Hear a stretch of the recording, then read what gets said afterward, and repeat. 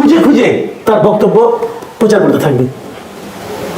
একটা কথা মাথায় রেখে, নিষিদ্ধ মানে আকর্ষণীয়, এটা স্বাভাবিক মানবিক ধর্ম। কেন এটা করতে চান?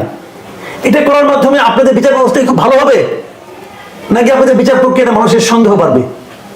আমি মনে করি সংশ্লিষ্ট যারা আছেন তারা এগুলো দয়া করে ভাবেন, এই বিষয়গুলিকে ট্রান্সপারেন্ট করেন। উনি যদি হেড স্পিচ দেন, তাহলে উনি সাধারণ মানুষের কাছে ওনার গ্রহণযোগ্যতা কমতে থাকবে।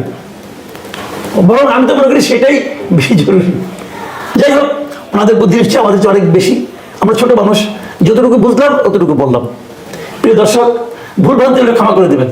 এখন এই পর্যন্তই। প্রিয় দেশবাসী, আপনারা যেখান থেকে ভিডিওটি শুরু থেকে শেষ পর্যন্ত দেখেছেন, আপনাদেরকে অসংখ্য ধন্যবাদ জানাই। দর্শক, আপনাদেরকে আরেকটা রিকোয়েস্ট করতে চাই, যারা এই ধরনের নিউজ ল্যাব দেখতে পছন্দ করেন, দেরি না করে এই চ্যানেলটি সাবস্ক্রাইব করে বেল আইকনটি অল করে দেবেন। তাহলে দেশের সকল আপডেট খবর এবং রাজনৈতিক খবর সবার আগে এক ভিডিওর মাধ্যমে দেখতে পারবেন। তাহলে দর্শক শ্রোতা সবাই ভালো থাকবেন, সুস্থ থাকবেন। দেখা হবে পরবর্তী নেক্সট কোনো নিউজ অথবা দেশের কোনো আপডেট খবর নিয়ে। আসসালামু আলাইকুম।